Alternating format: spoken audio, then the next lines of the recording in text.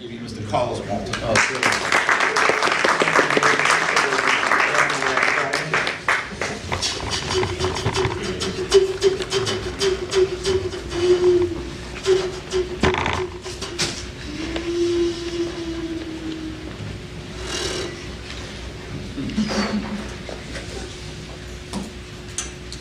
Boa tarde. Boa tarde. Boa tarde. Boa tarde. Boa tarde. Boa tarde. Boa tarde. Very good. So, to play Brazilian music, we have to start to think about Brazilian language also. Sometimes we say boa tarde, and somebody say buenas tardes, and then I say, no, in my country is boa tarde. I mean that because sometimes we play Brazilian music thinking about Cuba. Nothing against, but somebody thought that would be the same thing. One day somebody said, this is Latin music. So everything that's Latin is like Cuban music. I've seen this is not Brazilian music. It's something else. It's based in some.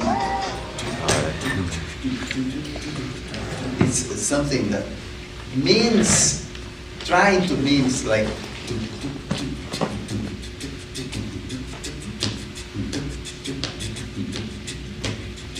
So it's completely different.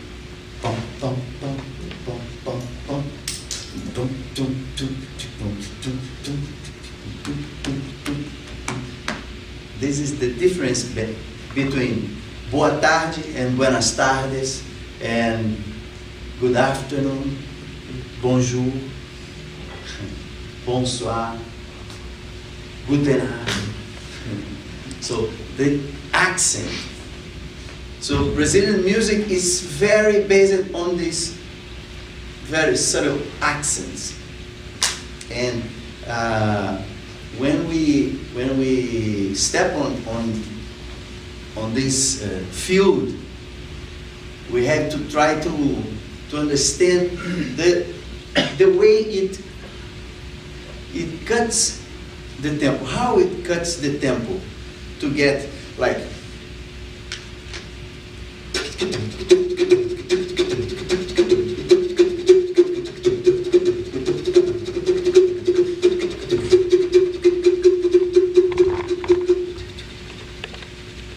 It's a lot of 16 notes, isn't it?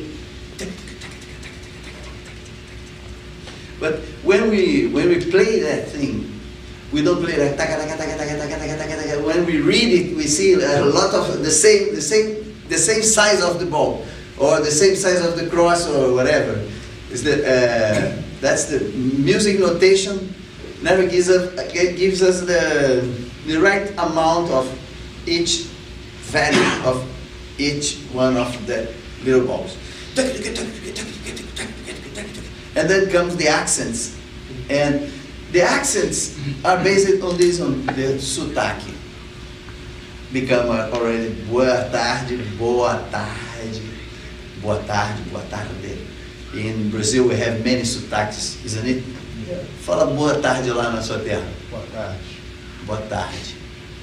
Yeah, it's completely different. In Rio we say boa tarde. Boa tarde. Boa tarde.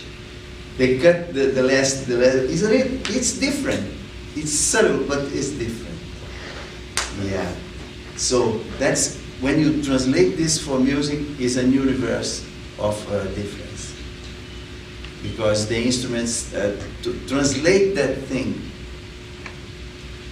it must pass by the instrumentalist. It's just like we write with the same pen 10 different idioms, 10 different languages, and each one with different calligraphy and way to write it, the same word. And when we put this into music, it makes this kind of difference. We have to think about how to split the rhythm, how to interpret the melody, and how to put this in that universe. Like Brazil is one musical universe, like here is another musical universe. Everyone talks together, right? I would like to suggest one thing, like with the people who plays here, we could make one very noun tune, like I thought about Caravan. Could we play it in the way you play, or and then we make a translation for some Brazilian samples, you know, for that, you know, let's play this in this kind of rhythm. How we go?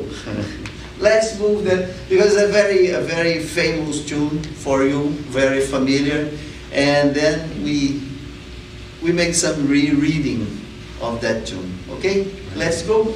Okay, please take your seat. Release your seat belts. Open your wings. Wow.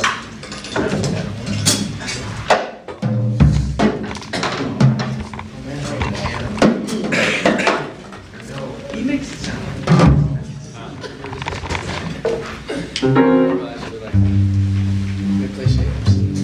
Let's play. You play trumpet, please. Yeah. You play trumpet. So let's go for the original, like first reading of this, as you know.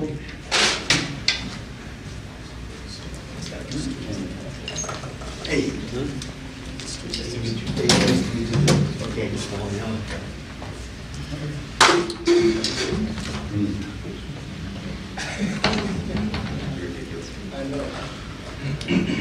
You can start the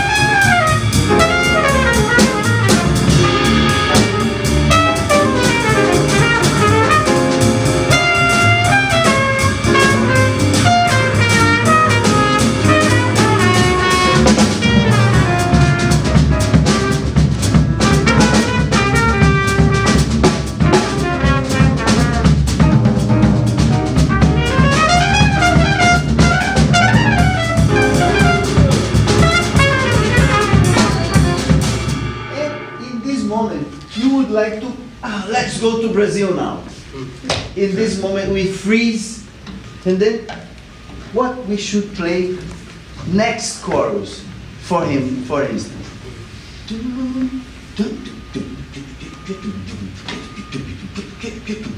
So you gotta change like a bass drum, like free, yeah.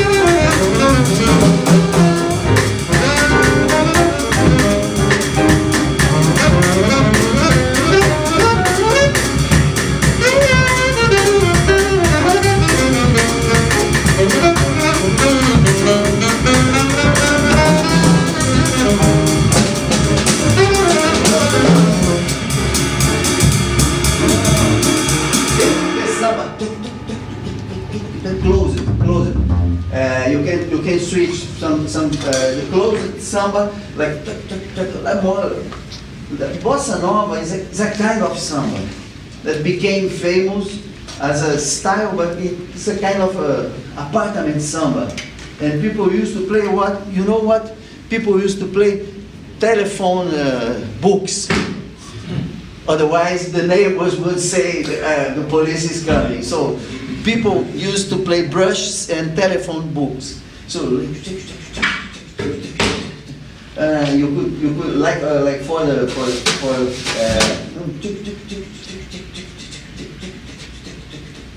yeah, close it in the hi hat. Yeah, in the first quarter, in the first part, and then you open for the beat. Yeah. One more time from A. Yeah, close it samba. 1, 2, go, right, go.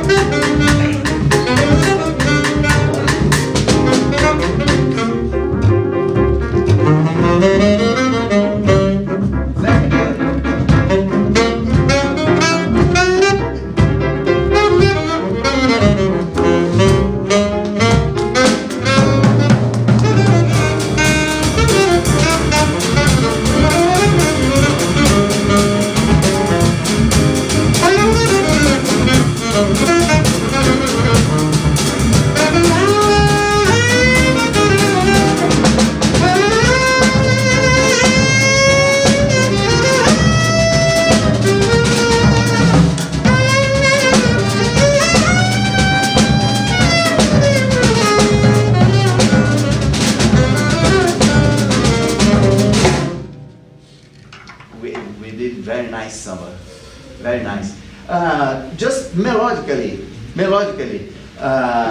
you could be more into the rhythm thing, you know.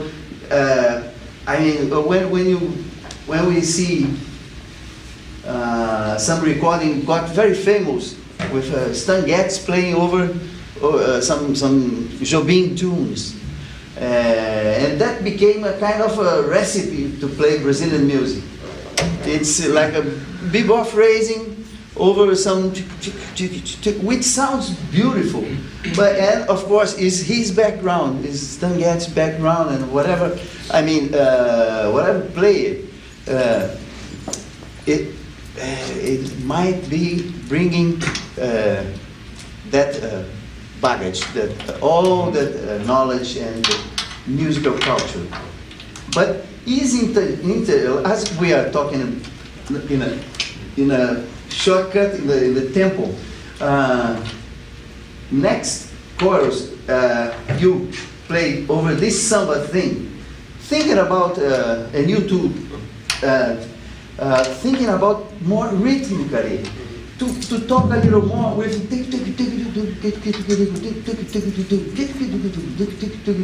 because sometimes we know the chords, we know some phrasing, but sometimes we don't give too much attention for the rhythm. And this is the, if we put our hands here,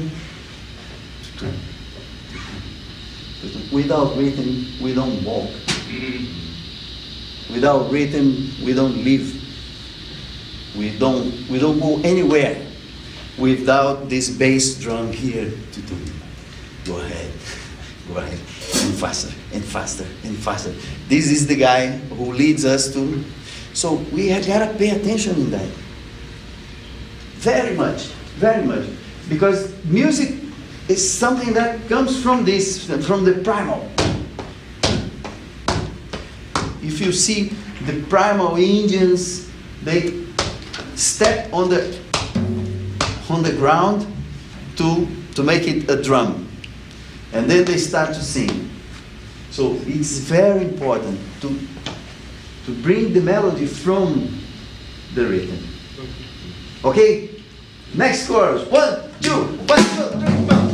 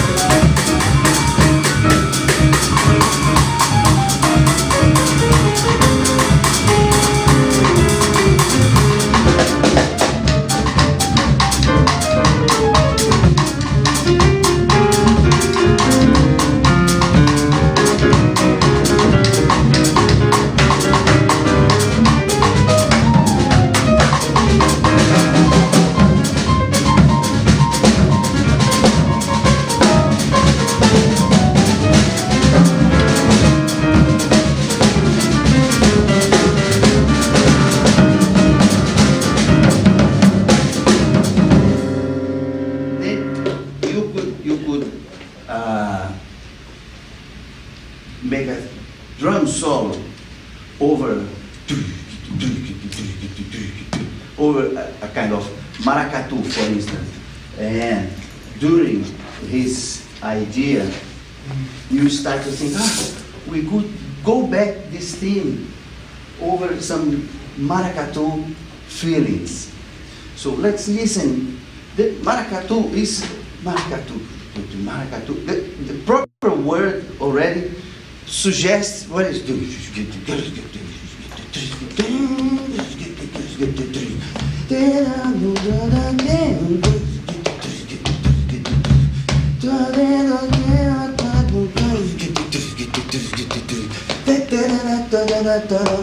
The rhythm, remember,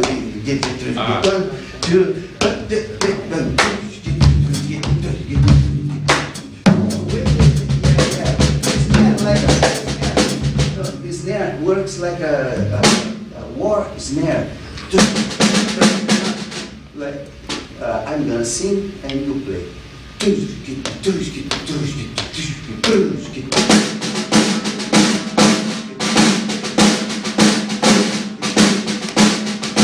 sing with me.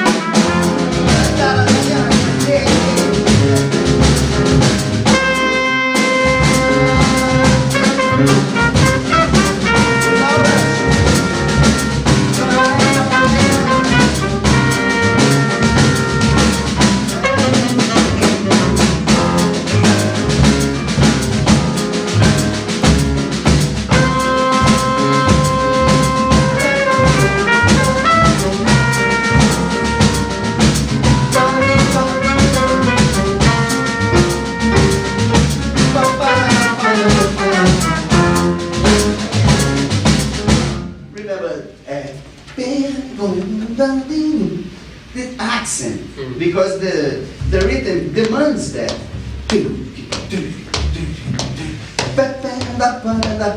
The pause also, because we are splitting the tempo, not the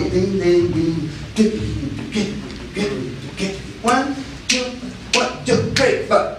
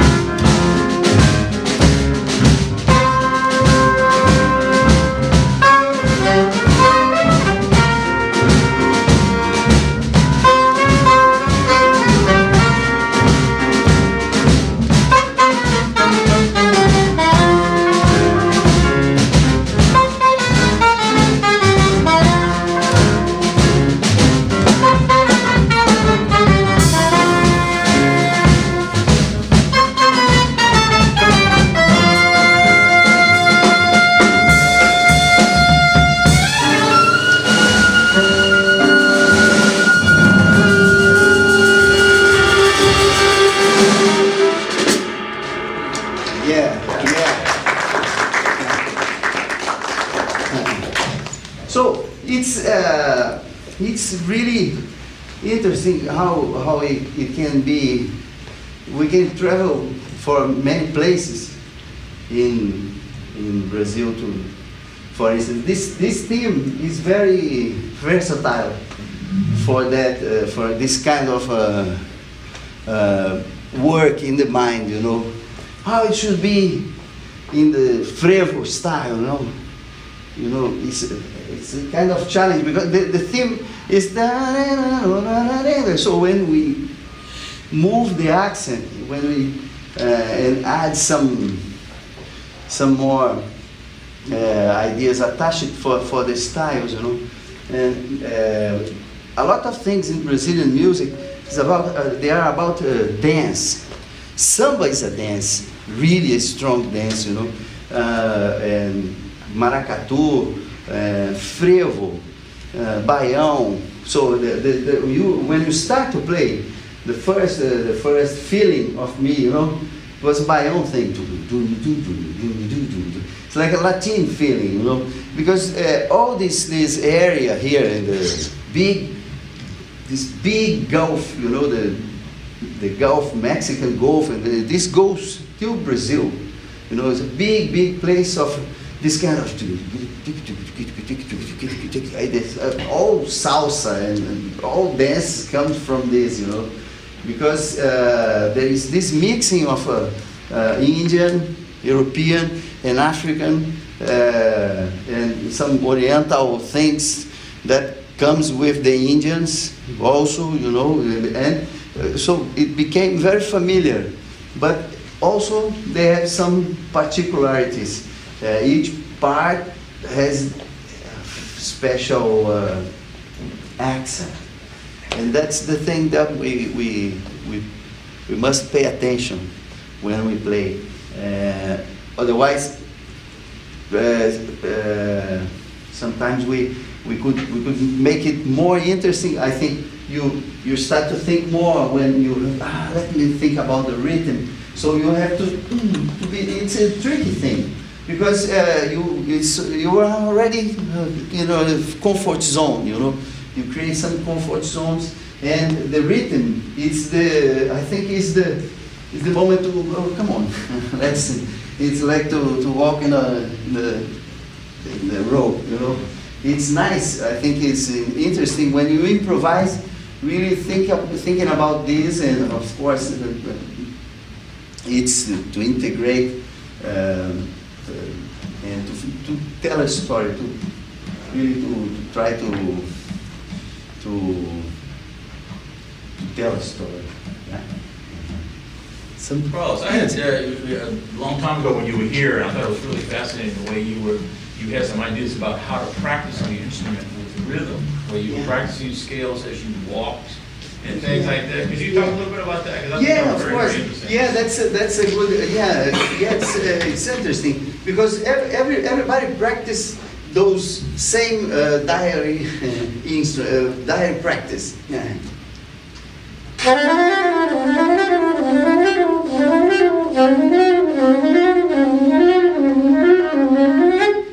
So everybody practice this kind of, no? So when you let me think about how to practice in some Brazilian style. Brazilian style is very based on syncopated things.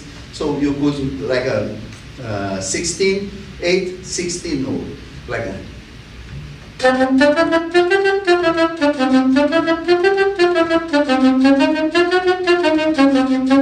Or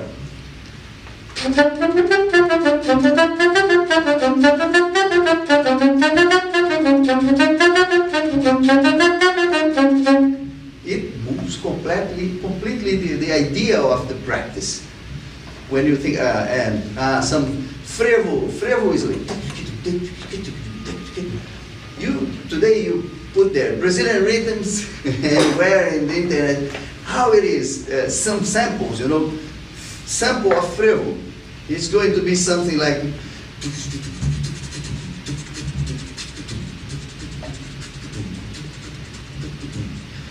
it's a dance. It's the step of the guys, you know, they dance a lot, and they used to play things like a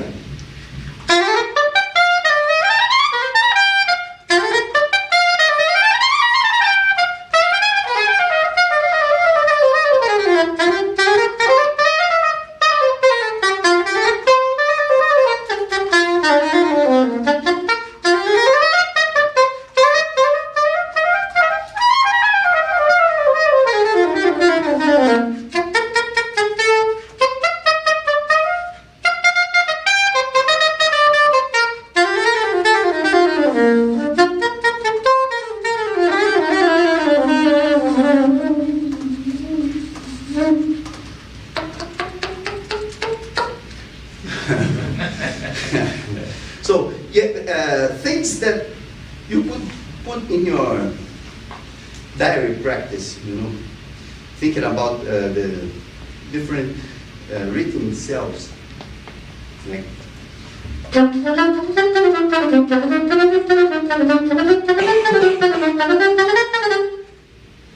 sometimes we practice this over the tones, you know, over the tunes, but you know, to put together, because we used to practice one kind of thing.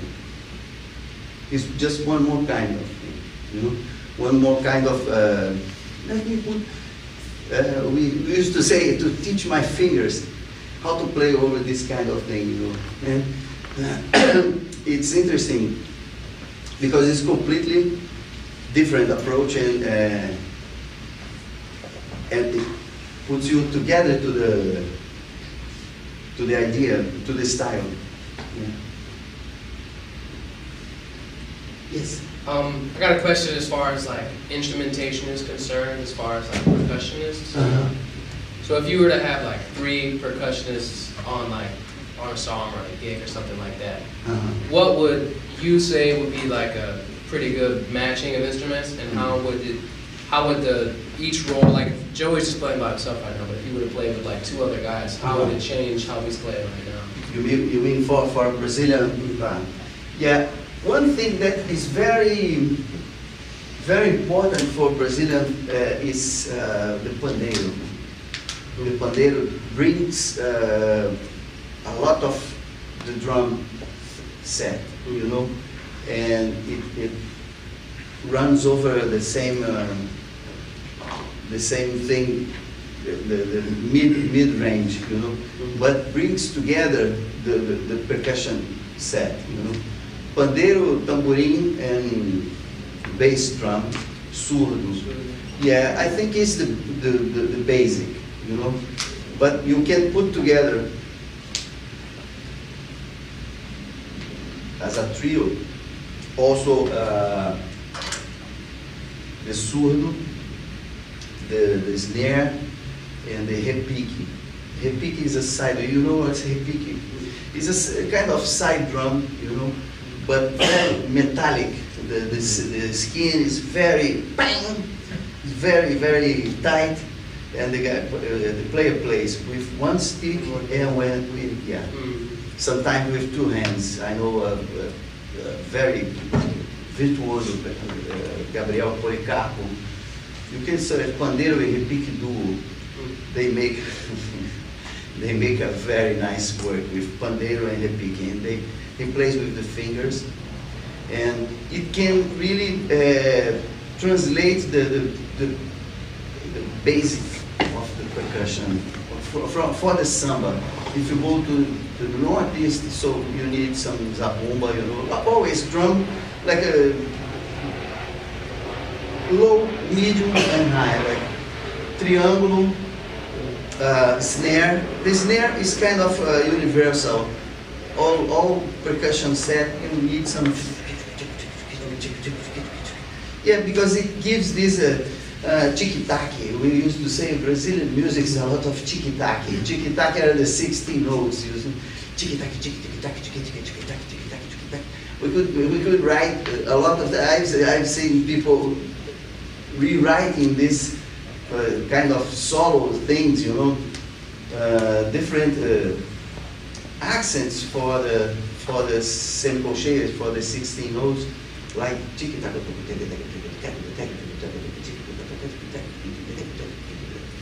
So they translate a little bit our busy language also. Some question? What about like interpreting the Brazilian swing feel like on different styles of music? You know, like how would you approach that playing like samba versus playing it as a maracatu or a violin? What do you mean? The swing feel like. Yeah, it's also how you split the tempo in your mind. How you sing what you play. How you sing what you play. Yeah. The rising. For maracatu for you.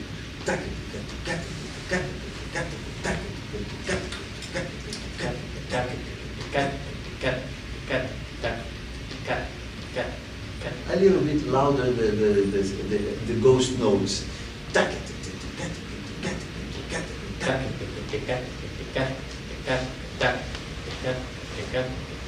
Sing one more time, and then play.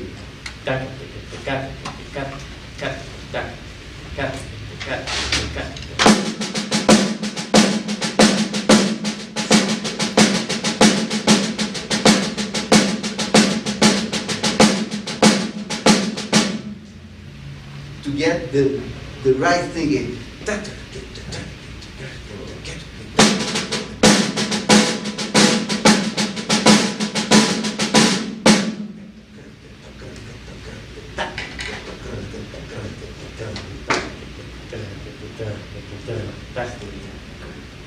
Louder.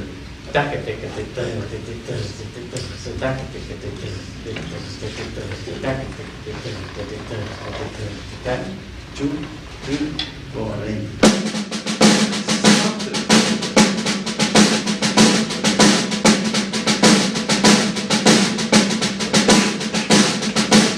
you see, it's difficult to sing and it's difficult to play also. I mean, because the split.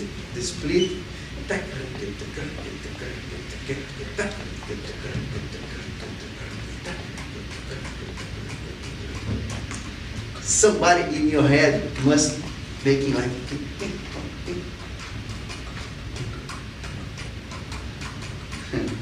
in one room somebody is doing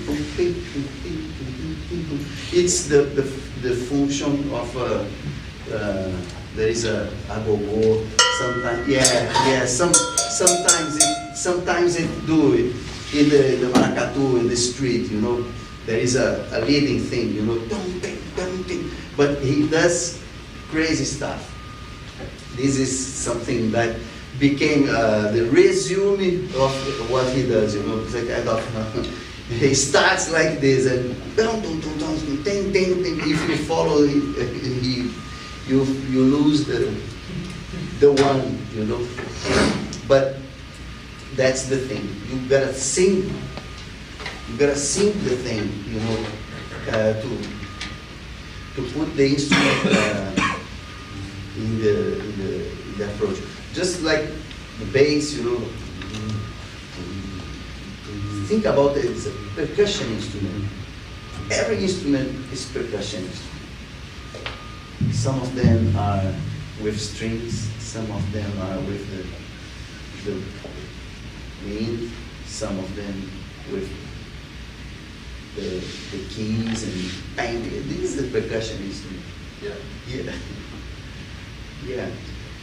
I got a question. I know you do a lot of arranging for large ensembles, and how do you deal with the rhythm section in terms of being specific? I mean, do you write out specific rhythms for them, or do you just say play this with samba feel or whatever? Because that's always a question mark when you when different people in the rhythm section are playing together, and are they all thinking the same thing? I mean, how specific do you get with your written parts? Yeah. Or do you just let them interpret them? It depends a lot the environment you are. I've been playing with orchestras that you have to be very, very sure about how to accent and what is that, or how the guy could play if he was not Brazilian, you know. But as we have this backgrounds, you know, people used to say that Villa-Lobos, when he conducts his arrangements for orchestra, and there was a percussion ensemble. He brings the people, you know, from Scotland. Some people doesn't know how to write their names, you know, or I mean, they don't know one note, but they play in the feeling, and he make up some some, you know, some cue, and he makes the cue. Suddenly, the guy's there, and then the people here with the strings and all, they start to smile and say, "Oh, they play so nice." It's unbeatable, you know. I mean, but you can organize. You can, of course, you can organize. But you have to make this kind of, you know, approach to build up this kind of background, cultural. Each one of us has a vocabulary for our instruments. Some of things are very usual, some other not. You know, for instance, I used to say, this is a very good percussion instrument, and then I tell the story. The guy was eating espinha de bacalhau, very delicious food, and oh, that's so nice. And suddenly he's stuck with a bone in his hair. Oh my God, what he can do? So espinha de bacalhau is a very famous theme in Brazil, you know, for clarinetists from Severino Araújo. And it's a kind of challenge theme, and so it's a joke. It's a musical joke that I'm doing here. But just to translate what is the, you step up, you go from the blow and from the wind instrument, go for the percussion instrument, and a silly idea. Yeah.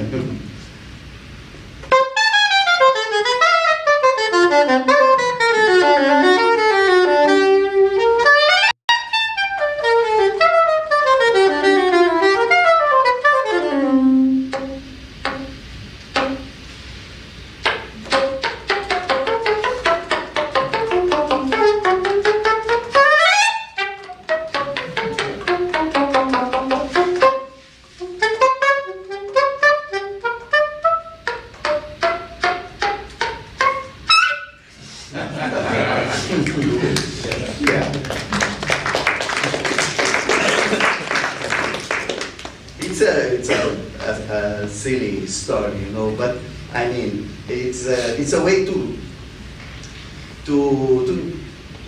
move from some limits that sometimes the instrument has, you know. And people say, wow, that's nice. I used to listen this in my childhood, you know, in cartoons, like, and then goes turtle. The turtle. I mean, this is from this is backgrounds, and so I think when you treat this kind of it's feeling, it's about feeling. So you take some Brazilian people, today you go to Japan, for instance, and you can find some guys that play with the same feeling.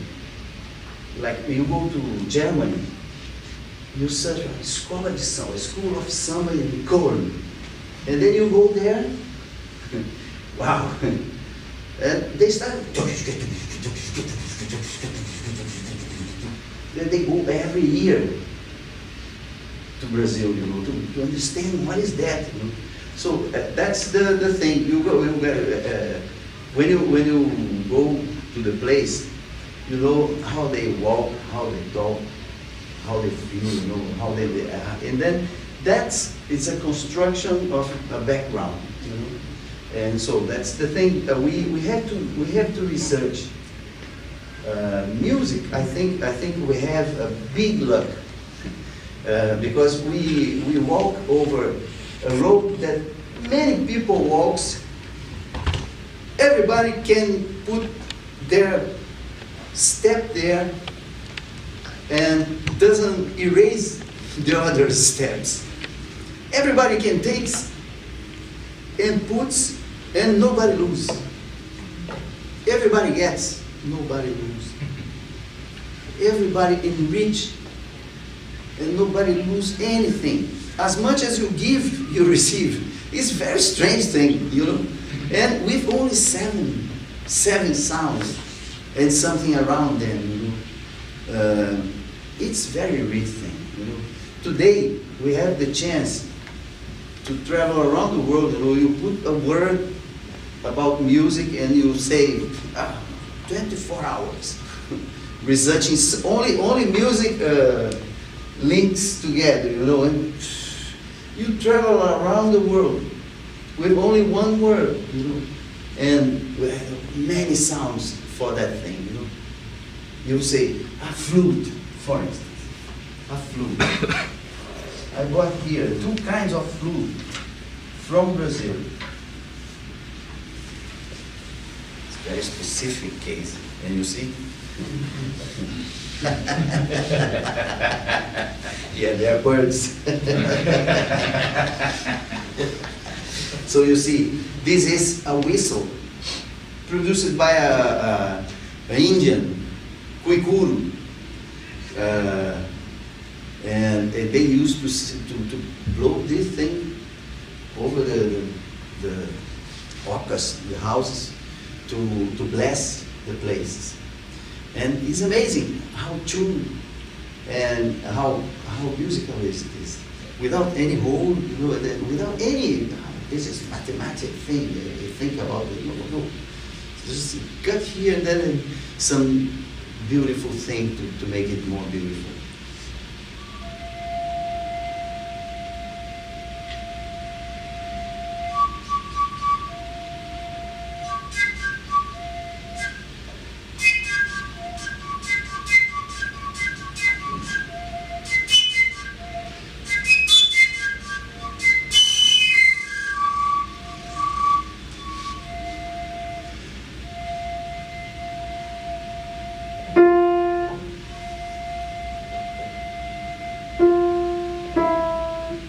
Octave.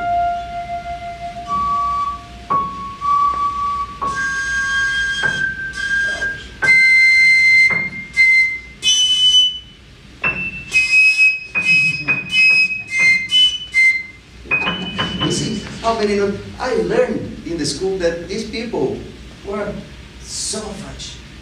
They were wild, primitive, and some shit more. They eat people. They kill and eat people. So bad. Indians, knowledge. You see, this is big knowledge, you know. And when you see maracatu, bashing skills.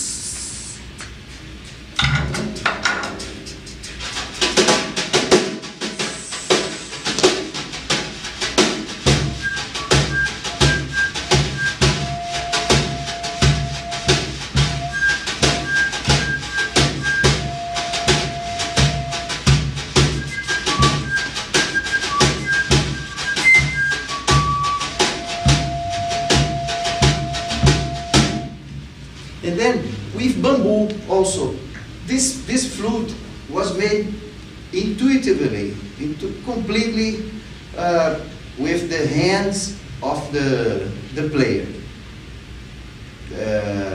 This guy is João do Pifle. He's an amazing player from Pernambuco, and he builds these flutes, you know, everyone with his trademark, which is his hand. His hand is this size here.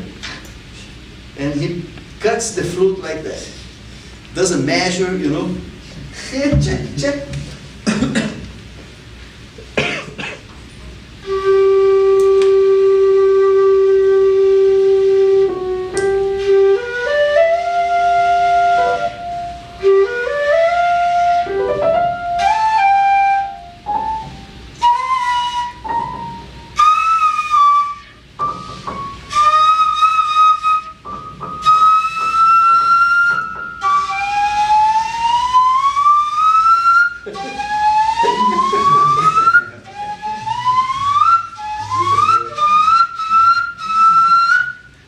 I entered in a shop in Copenhagen.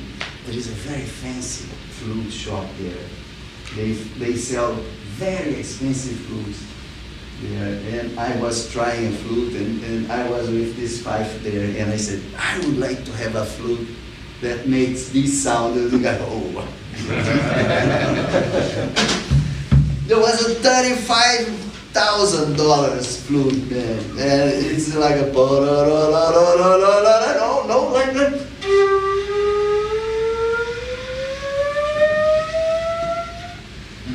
The guy was.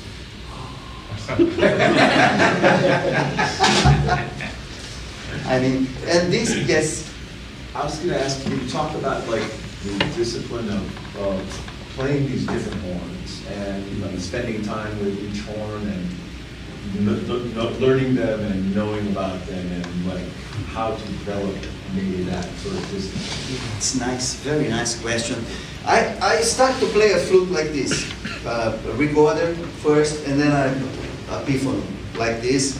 And my practice was really, I was not with a teacher. I was learning. And I used to play with, put some record and play together with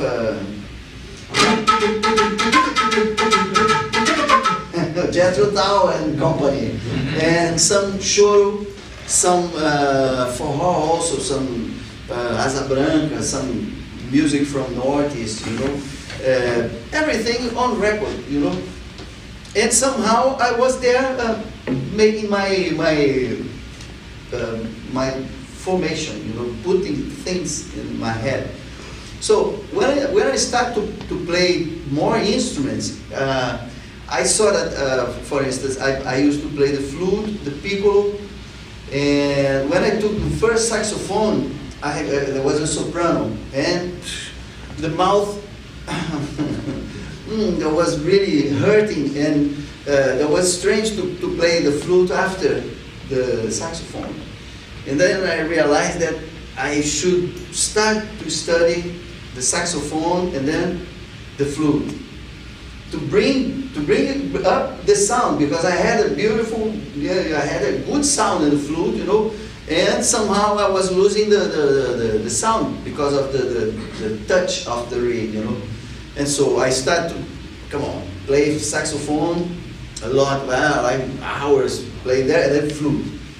And to get the touch fast, During the time I played 12 years with metal, and I right there playing in a good approach, very good approach on soprano. And then I took the tenor and bari and alto saxophone there, and I kept doing like that, saxophone and flute, and saxophone and piccolo. And he used to write, big changes, like play baritone and then a piccolo, and then soprano and then tenor and bass flute, and then very different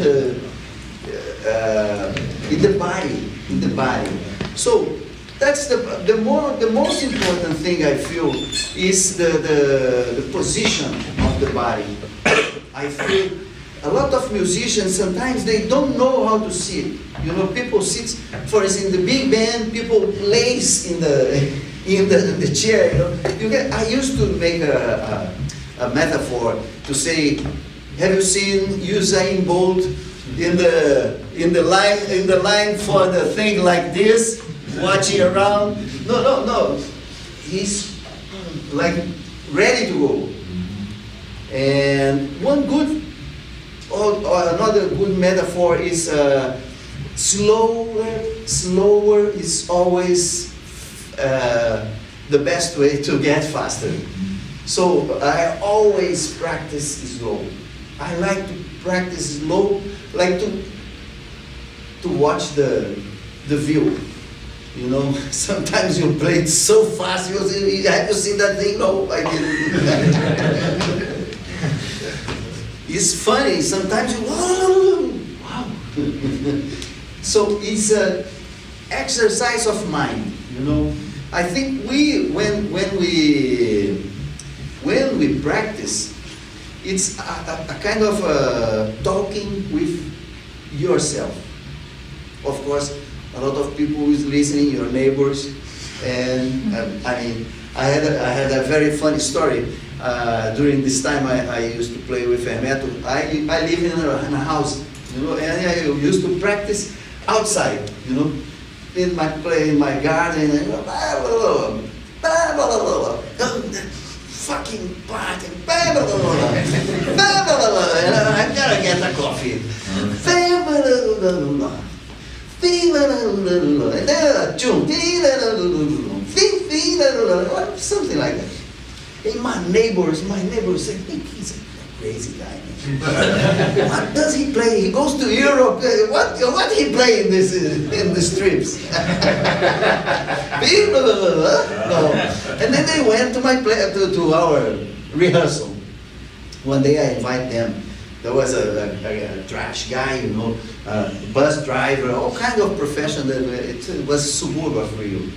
Really humble people, you know. That's very like limited culture, you know, like a limited culture, but with big knowledge about life, you know. And so they, let's enjoy that. Then they arrived there at the place, you know, and they said, drinking coffee, and then we play, let's play that tune. And then I was watching them. 5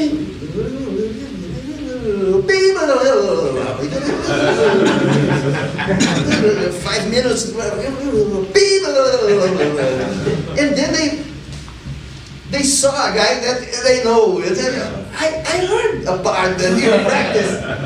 It was so funny. I said, yeah, you see, we gotta make that little part every day to play that whole shit. I said, wow, a lot of work, but why you play only that thing? We know already that, yeah, because that's a very difficult part. You know? And I had to invent some tricks here to how to jump that thing, you know. And that's a funny thing, you know. Sometimes we work things that they are reading in the book, but you don't realize that I could make this in another way, backwards. You know, I mean, music has this versatile thing, you know. Nobody said for you is impossible, so you go there and you do it. I think this is the best phrase for the musicians. When you hear some guys playing that thing, I used to think about this phrase, you know. He doesn't know, or I don't know in English exactly, but he doesn't knew that was impossible. So he went there and did it. I think musicians face their limits every day. We face small, you know, fuck that pause, you know. Fuck this pause. You know, and a pause, it's what, can you tell me what a difficult thing in music there is a pause? When you see that silence is, sound is silver, silence is gold. And you remember the amount of pause, you know. A pause, everybody in the band. Bam, bam, bam, bam, bam, bam, bam, bam. It's a pause. It's just a pause. Boom. Some of them. Boom. Some of them. Boom. Some of them. Boom. Boom. Everybody must have it. I used to say for my people, bend your knees. Sometimes people like that. Bend your knees. Subdivision. It's good to practice the rhythm.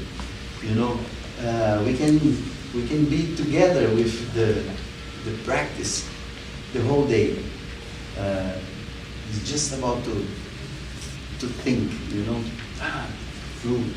I want to play flute.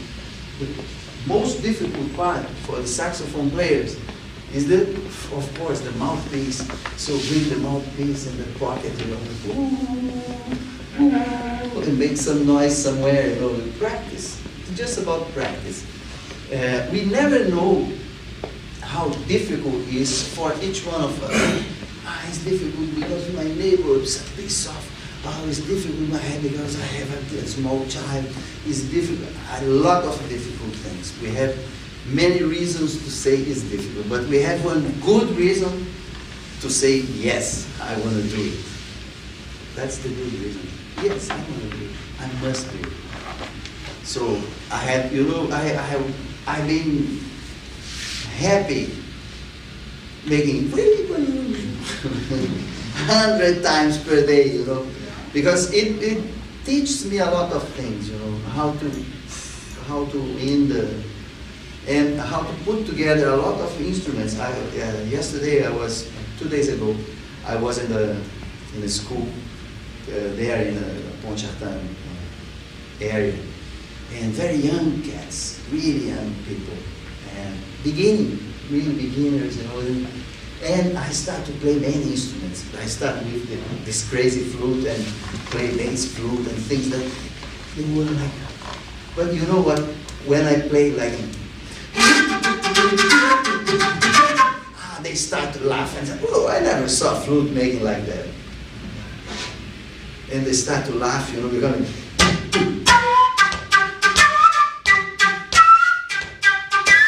and then, yeah. And facing something that suddenly they say, well, that's nice, it's good. I think we need to make these, the meetings, and I had never the chance to have this during my learning time, I mean, my learning time, my beginner time, but as much as I do with, this kind of meeting, we learn a lot, and we teach a lot also. We exchange a lot, and it's important, coming back for this individual thing, it's very important, this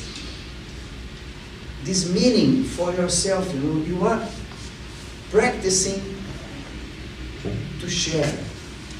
You practice it for share, as much as you're good in different ways, not only no, to make it, to approach your charisma, music is about this energy, a lot of energy. You improve a lot of energy, you improve all your brain to make music. And it is a factory of happiness, a factory of surprise. You can scare, you can make people laugh, you can make people cry, you can make people travel without move their asses from the chair. So that's a powerful thing, music. There is somebody needing that thing, I faced these people in the preservation hall. It's so powerful. People who's there for a healing. The personal, the audience there, they are ready to be blessed by the music, They wish to be exposed for this sound, That's beautiful. It's very strong, And as much as we musicians expose ourselves researching, everyone, let's research about this rhythm somewhere, about this instrument, how people play this,